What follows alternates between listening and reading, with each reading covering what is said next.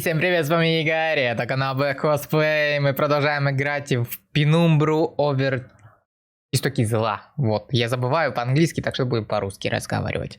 Так, что у нас в прошлой серии было?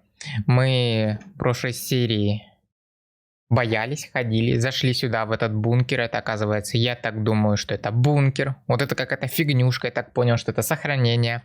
Какая-то... Ща. О, так-то лучше. Погромче, чтобы было страшнее, чтобы было интереснее. И все равно же, сука, страшно. Так, а давай возьмем на всякий случай молоток. Вообще, молоток очень неудобно бьет, я бы сказал так. Ты открываешь? Ща. Кто это? Так, закрыто с той стороны. Так, значит, там еще кто-то есть. Я слышу тихое бормотание. Я не успел прочитать. И опять я не успел прочитать, для кого это субтитры были сделаны. Открывай. Открывай, говорю. Ну, не хочешь, не надо. Здесь тоже, кстати, закрыто. Это я так помню, что мы на складе, да? Это склад же? Это вроде как склад. Ага. Чего? Похоже на механизм отпирания тайной двери, но где же сама дверь? Так, 3 фигнюшки равно... Чего? А внизу тоже что-то. А внизу непонятно что. Ну вот здесь я так понял, что... А где это? А вот эта хрень? Складская тара, кажется, для перевозки руды. В ней еще валяются камни. А, ну вот они 3. И что? Их вытащить? А их можно вытащить? Ну, типа там было... Вот так вот.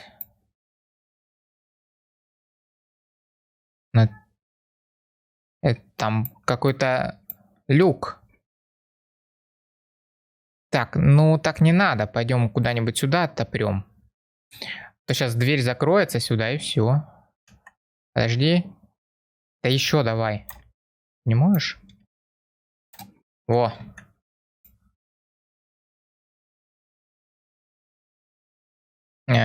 Что?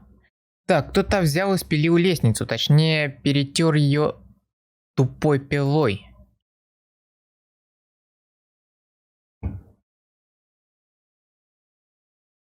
Кто тут? Я, кстати, не сказал тебе, чтобы ты остановил видео. Принес себе покушать, попить. Приятного просмотра и аппетита. Что это? Бочка. Так, вот здесь...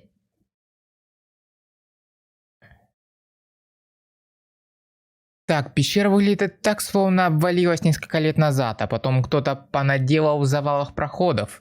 И недавно. Да что за существа могли оставить за собой такое? Да без понятия. Может эти, как их называют? Виндиго? Не? Вдруг правда Виндиго? Так, это что такое?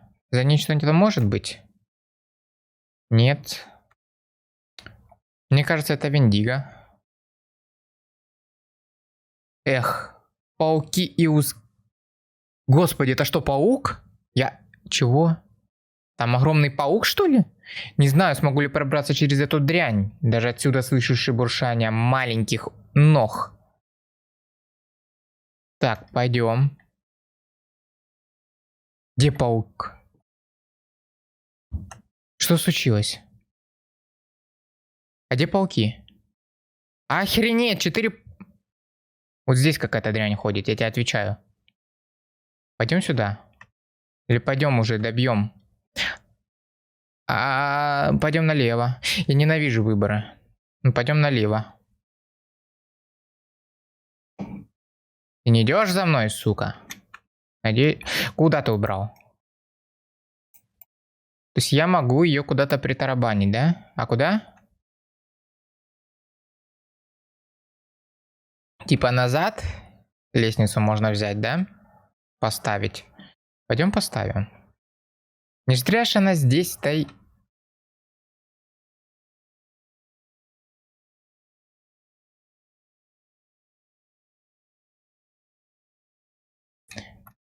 Блять, не шуми. Че, дурачок? Так, это надо взять. Я говорю, здесь 100% пауки. Прямо нет, пойдем направо. Что ты такое? Бляха, он рядом. Это что такое? Ужасное зрелище. Если бы ее не мумифицировали, запах сбивал бы с ног. Это собака. Ее жрал паук. Знаешь, паук больше и страшнее собаки. Так ведь? Да сколько проходов-то, а?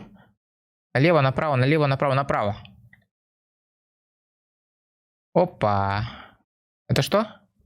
Так, целая куча сухих, пыльных, истлевших мешков. Так, это у нас что? Так, это сигнальный факел, будет чем посветить. Так, ты возьми. А, ну да, точно. Так, читаем.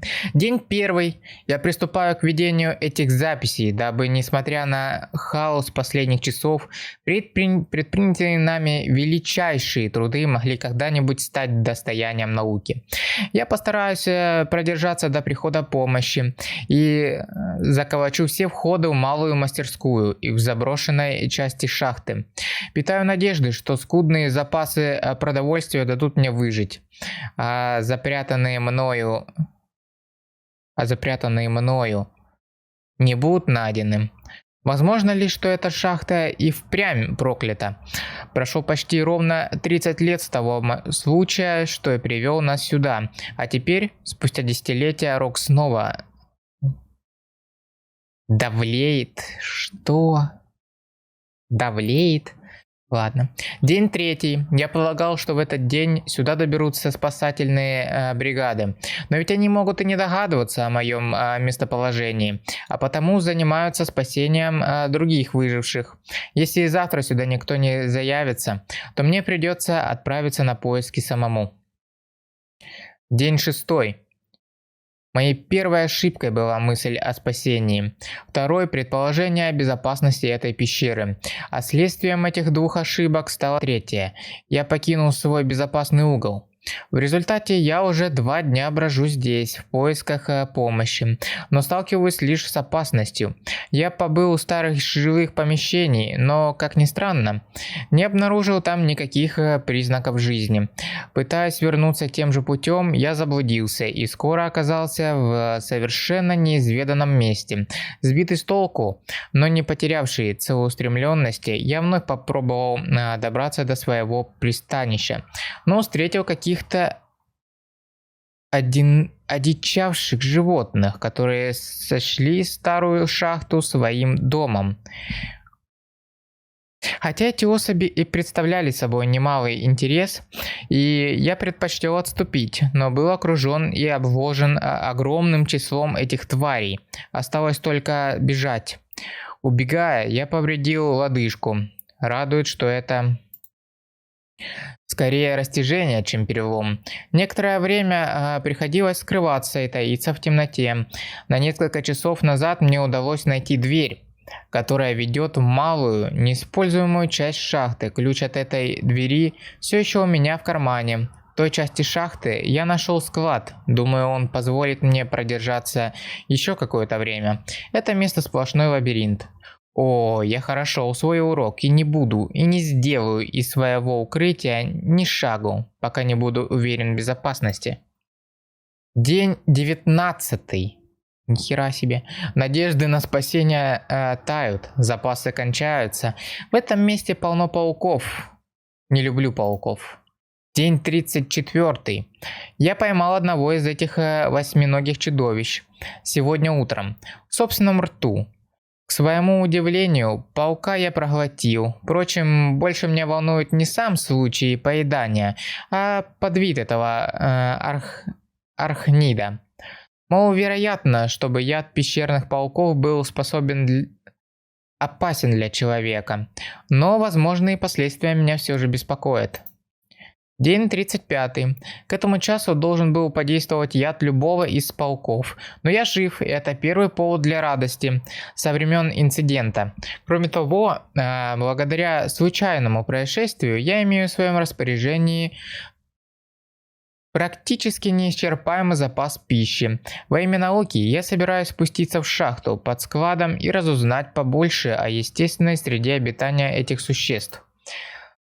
День 50. Последние 4 дня мне удается выжить только благодаря паукам. Некоторое время я отчаянно пытался наловить маленьких мерзавцев. Удача пришла откуда не ждали. В моем фонарике сели батарейки, и тогда я совершил второе жизненно важное открытие. Естественная среда обитания этих насекомых – темнота. Обходясь без света, я могу просто замереть на несколько минут, и еда сама прибежит ко мне на колченогих лапках. Так, окей. Понял, что они... это возьми, да. Так. Стоять. Так, это лестница. Так, это сюда. Ладно, значит идем прямо. Так, такая же пара способна тут же отделить мясо от костей. Видео было дело. Так, то есть мне надо как-то это сделать аккуратно? Окей. Так, можно признать в осколках скорлупу яиц. Можно, если бы не размер. А что там?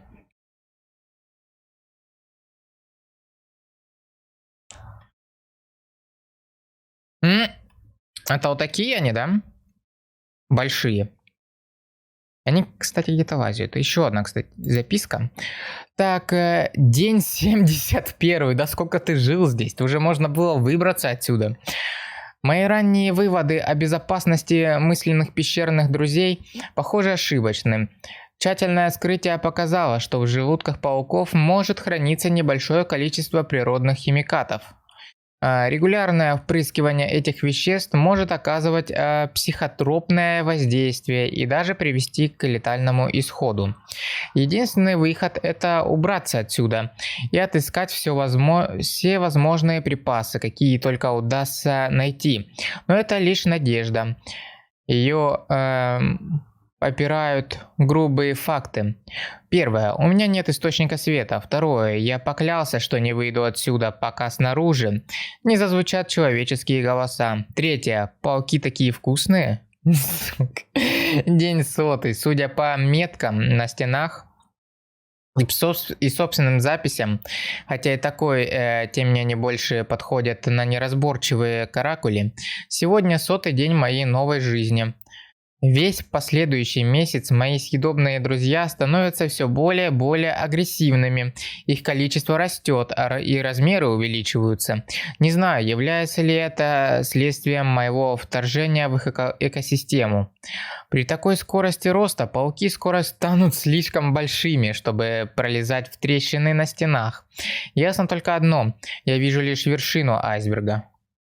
Угу. Если моя жизнь завершится здесь, а спасение никогда не придет, то пусть хоть труды мои и эти удивительных существ однажды сыграют немаловажную роль в естествознании. Величайшие умы современности науки обязаны успехом более удачи, нежели таланту. Похоже, это правило относится и к моему открытию таких вкусных новых особей. Есть и другое правило, которое может свести на нет и меня, и мои исследования, все великие открытия стремятся поглотить своего создателя. Так, то есть сейчас будут пауки побольше, да? Судя по скорлупам. Так, бежим. Ой, блядь, что-то происходит. Что-то обваливается. Вот это было больно. Что у нас? Я здоров, насколько это возможно. Это хорошо. Что там? Ну, наконец-то, похоже на остатки нижнего склада. Все изношено. Даже замок на двери совсем хлипкий. А чё? Я не встречу пауков, да? Это очень странно. Я думаю, я сейчас встречу этих мелких придурков. Так, окей. Подожди, ну давай. Просто возьми. Опа. Может, я зря это сделал, не? Почему это закрыто? Это ж не просто так было закрыто. Так, такие сундуки не редкость. То есть вот так-то, да?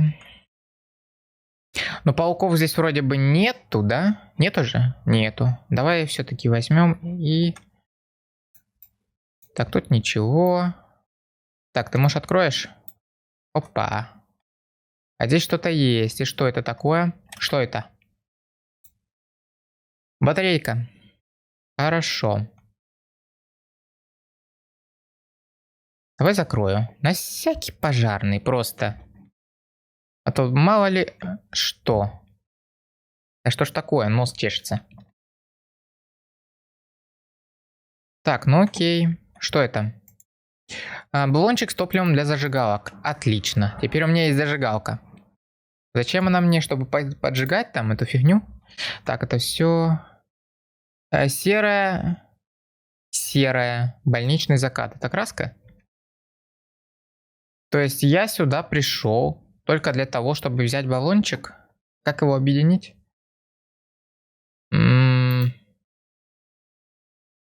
Теперь зажигалка должна работать. Отлично.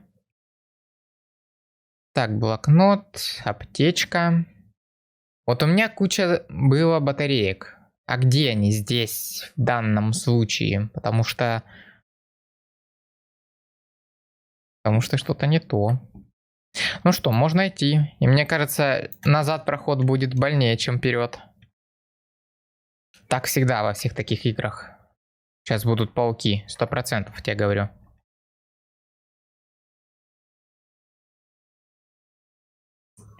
Так, стоять.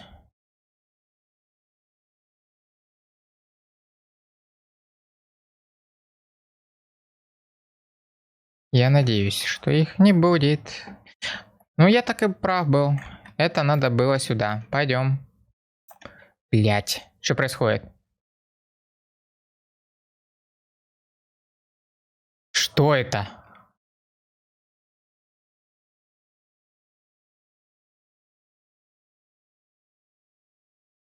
Здесь кто-то ходит? Серьезно?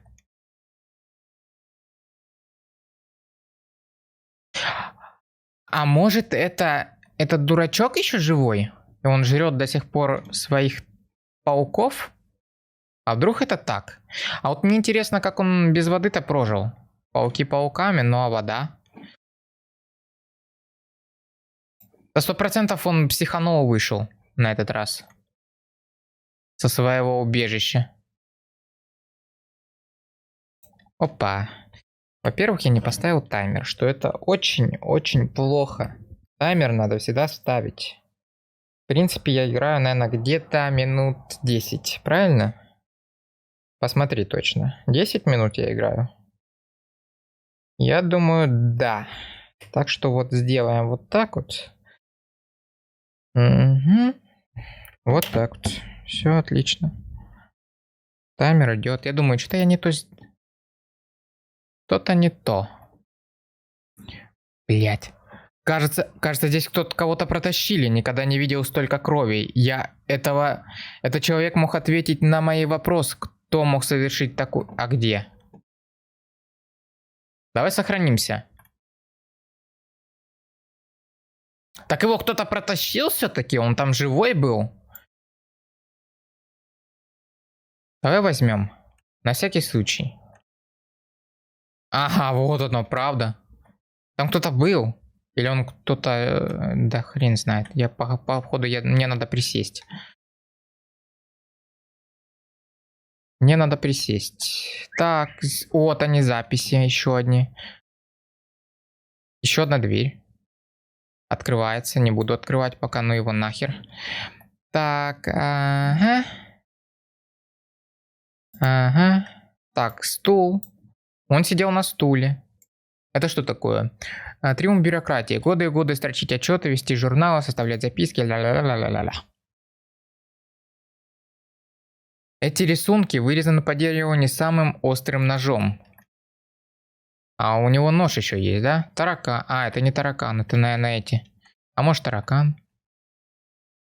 Может уйдешь? Не? Мне надо посмотреть, что это. Здесь что-то есть. А, еда и тараканы. Давай просто, чисто, чтоб я здесь типа был. Чисто, что я здесь был. Вот так вот. Это отлично. Какой... Не бери, подожди. Карандаш. Откуда у него здесь карандаш до сих пор живой-то, а? Ключ. Старый ключ. Давай читать. День 200-й. Я тебе серьезно говорю, он здесь живет. Он еще жив. Прошло немало времени с тех пор, как я последний раз описывал свои открытия. Не в последнюю очередь, так он, помимо того, что он жив, он еще в рассудке. Он пишет как бы, а это значит, все с ним хорошо. Знаешь, он на нас не нападет. Ну, не совсем с ним все хорошо, его кто-то сейчас убил. Не в последнюю очередь, в этом повинны пауки, с которыми мне довелось обитать долгие 8 месяцев. Я оказался изгнан из ареала их обитания. Не так давно поведение насекомых стало слишком агрессивным. Я попытался завалить основной вход в их логово и укрыться в одной из малых комнат наверху, единственная с нормальным замком.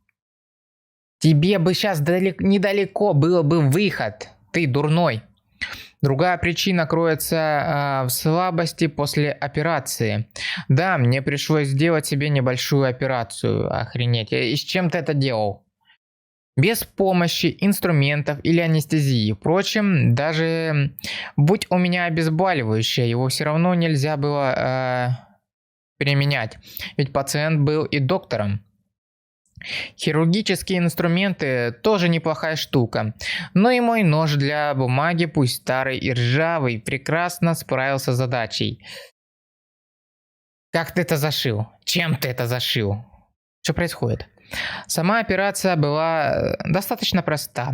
Обычная ампутация не столь важного для жизни органа. Это какого же? Для... Какого органа ты там? Я стал замечать толстую пленку клейкого вещества на своем языке и был вынужден признать, что данный орган был заражен из-за постоянного контакта с токсинами. То есть он себе язык отрезал. Замечательный человек. Но это ж кровь надо было как-то остановить. Как он это остановил? И зашил. День 300-й. Еще 100 дней. Вот и еще 100 дней прошли. Кажется, я здесь так давно. За прошедшие месяцы я предпринял попытку вернуться в пещеры. То, от чего я тогда бежал, кажется гораздо хуже, чем то, что я имею сейчас. Однако во время моего прихода из крупной системы тоннелей в шахте произошел обвал. Пробраться дальше теперь нельзя. Мне пришлось вернуться и принять течение дней, навязанное судьбою. До сих пор я слышу, как мои маленькие сердитые друзья скребутся в дверь моей клетки. Так, окей.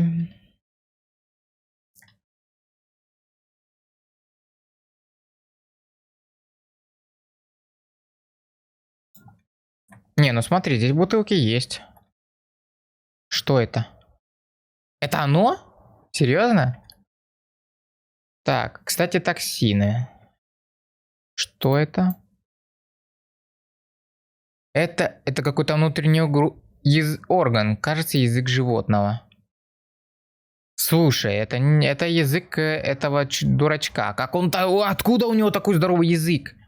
Я понимаю, что язык большой, но как он залез в горло, чтобы отрезать язык настолько огромный?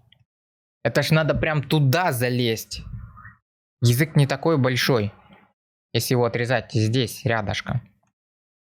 Что это? Скрытый паук. В жизни не видел такого огромного.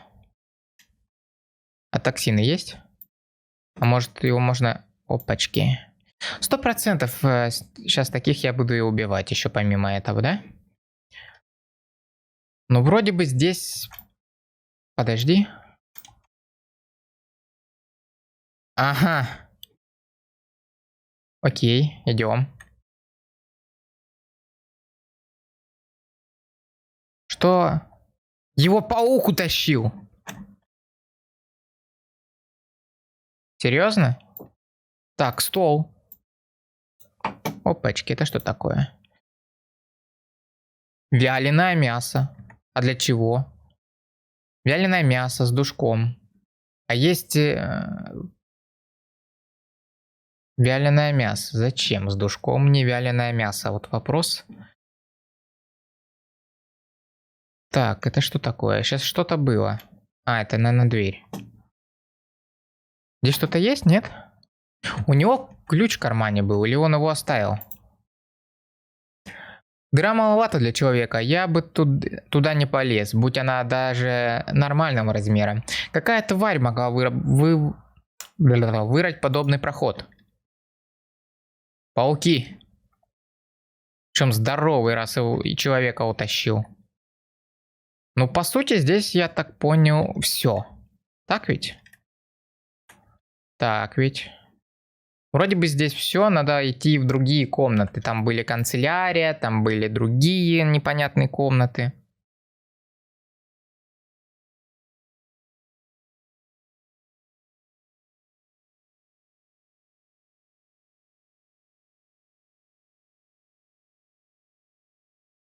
Так. Еще бы лучше взять. Можно мне поджечь? Спасибо. Хоть она как бы... А, старая весь в царапинах, но еще держится. Окей. А она готова к использованию. То есть новые не будут, да? Мне надо везде поджечь, чтобы я знал, где я есть, а где меня не было. И как бы...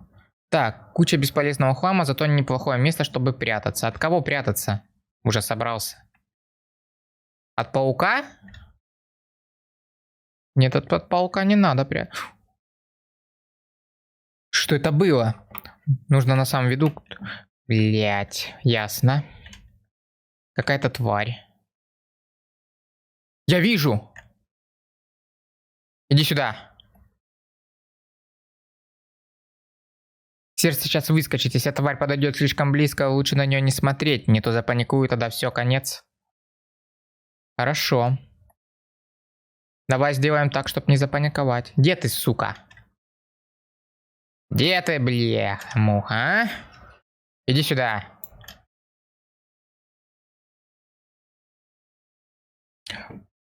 Так, канцелярия. Мне надо в канцелярию.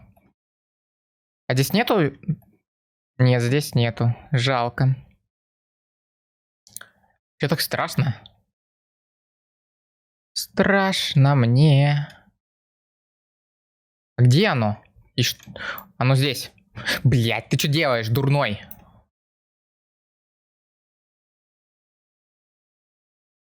Так, то есть я могу так обойти. Оно где-то есть? Нет, я что-то не вижу этого. Что это было, что это есть? Может, это просто как пауки, просто вроде бы как... Нет. Но он сказал, не смотри на эту тварь.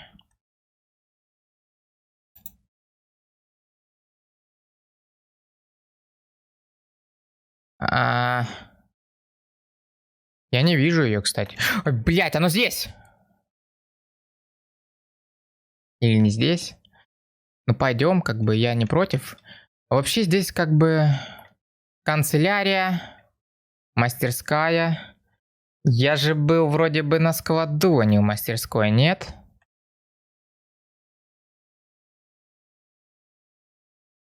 Слушай.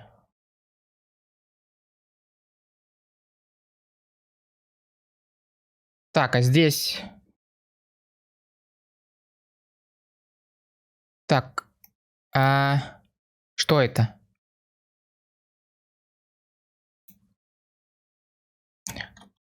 Подожди.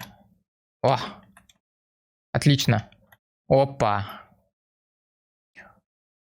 Блять, не этого меня. Так, вы здесь. Где здесь? Вот она мастерская, но я не в мастерской был, я был в склад. То есть я прошел вот здесь. Пошел я направо, скорее всего. Я не пошел в канцелярию, я не пошел к выходу. Я где-то не в понятном месте. Угу. Здесь, кстати, два прохода.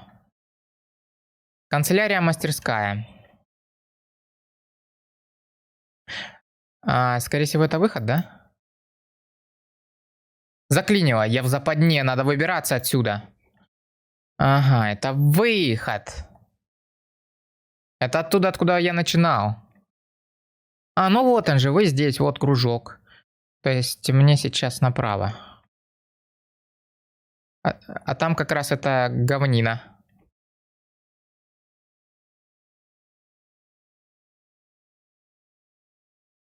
Она же здесь есть, да? Что там?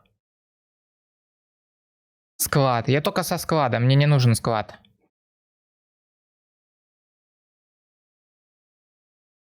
Так, я, конечно...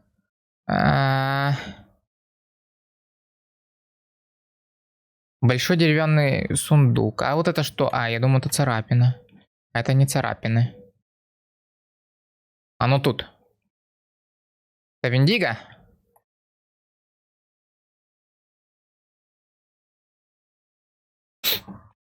Так, куда я иду? Канцелярия. Я сейчас в канцелярии. Дошел до канцелярии. Че так бьешь? Так.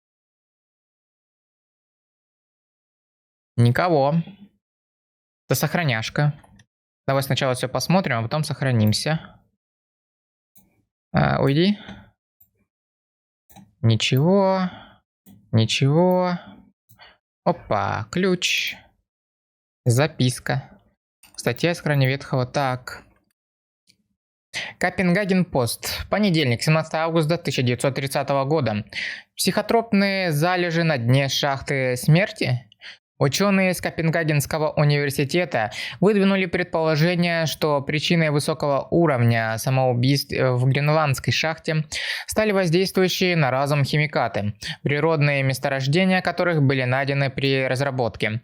Проводимые исследования удаленных поселений сотрудники университета впервые заинтересовались рабочими северо-западной свинцовой шахты в прошлом году. Они обнаружили, что за последние 100 лет уровень самоубийств в данной области был неестественно высоким даже для Гренландии – 45 смертей на 100 тысяч населения, вместо 29 в среднем по стране.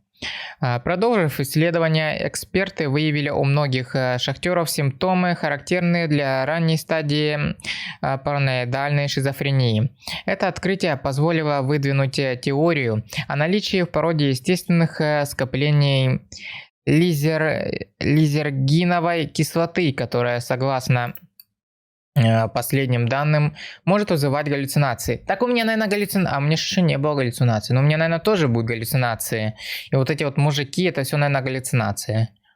Так, местные жители избегали общения с нашими корреспондентом, но нам удалось узнать их объяснение происходящему. В горах, по их словам, живут некие инуитские духи Турингайт. Университет ожидает результатов химических анализов, и исследования продолжаются. Окей, хорошо.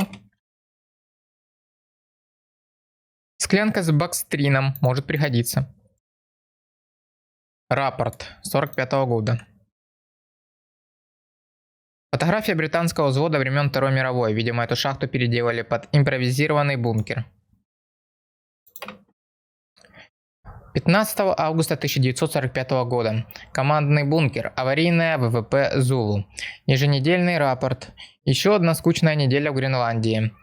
Получена штатная поставка запасов, проведены стандартные учения обслуживания аварийных полосы, завершено штатное техобслуживание полосы.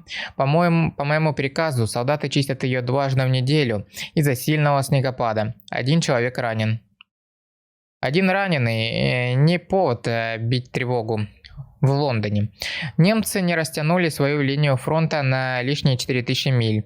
Двоих из моих солдат застали в мастерской оружейни за производством ручных гранат. Их работа закончилась парой оторванных пальцев. Я несу частичную ответственность за случившееся, так как разрешил им воспользоваться руководством по взрывчатым веществам, которые мы храним на складе. Уверен, в нем они разузнали состав взрывчатки. В качестве меры предосторожности я запер это руководство в сундуке,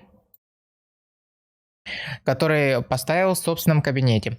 Ключ от сундука останется у меня. Разумеется, оба солдата были наказаны, а пострадавших были отправлены домой для медицинского ухода. Я убежден, что лучшее наказание за такой проступок – это остаться здесь, но выносить подобные решения не в моей власти. Эта база находится в жуткой глуши. Иногда я думал, что если война закончится, мы даже не узнаем о ее завершении. Заказ на поставку. Динамит для горнопроходческих работ. 7 штыков. Считаю это пункт необязательным, но по уставу мы должны быть полностью укомплектованными. 1 ледоруб промышленного образца для скалывания проклятого льда, который наверзает на внешний люк. 1 пара очков для чтения, зрения -7. Для себя лично. Мои очки слишком изношенные, требуют замены. Ремонтные работы в шахте ведутся полным ходом. Тоннели укреплены на случай бомбардировки. Намечена расчистка ранее заваленных зон. Мы отыскали одну любопытную археологическую находку. Артефакт, долгое время пробывший в земле и откопанный одной из наших рабочих бригад. Сегодня вечером, после завершения служебных обязанностей, я осмотрю его получше. Он будто бы сделан человеком и состоит из нескольких частей. Я постараюсь снять футляр и выявить источник света, который постоянно пробивается сквозь оболочку. Начальник УВП майор М. Так, это вот этот артефакт, да? Человек уже старый, сжимает что-то, он странный, однако знаком мне. Я никогда раньше его не видел, но откуда-то знаю, что он Говард. Я называю его отцом. Так. Сейчас ощущения другие, но в то же время очень схожие, будто я уже могу управлять. Вот только чем? Миром, наверное. Раз ты такое уже делаешь. Так, это вход. Здесь у нас машинка. Сломать нельзя, да? Вдруг там что-то есть. Это пишущая машинка даже войну пережила. Сделана в Германии 1923 года. Вот, сюда надо было этого чувака, он бы здесь не рукой писал, а вот этим печатал бы. Вон, чистые листы везде. Так, здесь ничего. Кусок мяса опять. Окей. Ой. Так, здесь ничего. Ага. Так, гнилые деревянные стеллажи, вся комната прогнила насквозь из-за этой дыры в потолке. Свет, я уже скучаю по открытому воздуху, это место действует мне на нервы. Но решетка, похоже, вмурована в камень. Попробуй такую расшатай. Так, ничего. Ничего. О, еще мясо. Отбери. Зачем столько мяса? Может, кого-то отпугивать? Вряд ли жрать. Скорее всего, отпугивать кого-то. Еще обезболивающий. Запертый. То есть это этот ключ, который сейчас... Небольшой ключ от ящика.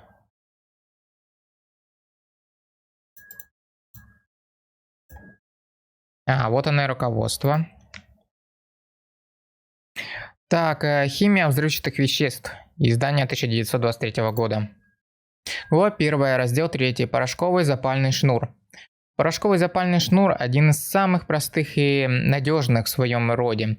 Несмотря на Давность изобретения он все еще применяется в современном подрывном деле. Создать пороховой запальный шнур несложно. Обычно он состоит из бечевки и пороха. Но будьте осторожны, используемые реагенты будут оставлять пятна на одежде и требуют соблюдения осторожности. Необходимые материалы: бечевка, лучше хлопчатобумажная, черный порох, бакстрин. Бакстрин, кстати, я взял же бакстрин. Бечевку следует покрыть тонким слоем бакстрина, который выступает в качестве связующего реагента. Затем бечевку аккуратно обкатывают в черном порохе. Перед употреблением шнур надо высушить, по меньшей мере в течение 2 минут. Глава 2. Раздел 1. Динамит. Изобретен Альфредом Нобелем в 1866 году. С тех пор широко используется при строительстве, разрушении, горных работах. При должном хранении динамита гораздо стабильнее многих других взрывчатых веществ, таких как нитроглицерин. Со временем взрывчатый компонент динамита, ранее безопасный ввиду присутствия диатомита, выступает на поверхности. Это свойство делает старый динамит способным взорваться при ударе. Это если диатомит рядом сделать. Хорошо. Необходимые материалы: 1 мера диатомита, 3 меры нитроглицерина, немного карбоната натрия. Неразборчиво, а затем придавите им форму коротких шашек и заверните в бумагу. Глава 3, раздел 3. Тринитротуал. ТНТ. Впервые ТНТ был открыт в 1863 году немецким химиком Йозефом Вильбрандом. Прошло несколько лет, прежде чем потенциал этого вещества был раскрыт полностью. Такая задержка объясняется тем, что по сравнению с динамитом ТНТ труднее взрывается и хуже детонирует. Основное же преимущество вещества было открыто германским военным флотом. Относительно стабильность взрывчатого вещества позволяет наносить серьезные повреждения британским боевым кораблям. Немецкие торпеды могли взрываться уже внутри корабельной брони, а не при контакте с ней, как это случается до сих пор. Глава 2, раздел 6. Смесь Армстронга. Смесь Армстронга включает в эту книгу скорее из научного интереса, чем по причине ценности химического соединения. Ее формула стала легендой современной пиротехники. Те, кто знает о ней достаточно, называют вещество смесью смерти. Крайняя нестабильность вещества сводит на нет возможность его практического применения. Необходимые материалы: красный фосфор, барий. В целом, снижение риска полученного травм химик должен смешивать компоненты с крайней осторожностью. Частичным или полным суррогатом бария может выступить сера, несколько снижающая чувствительность смеси. Прикинь.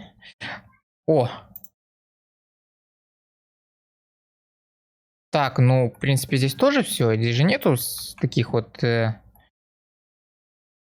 мест, которые тоже как на складе. Вроде, ага, вот еще, подожди. Отставить сюда. Так, пусто. Батарейка. Вот и все. Сохранимся. А на этом мы закончим. Подписывайтесь на канал, на паблик, на телеграм, ставьте лайки, пишите комментарии и всем до встречи в новых видео.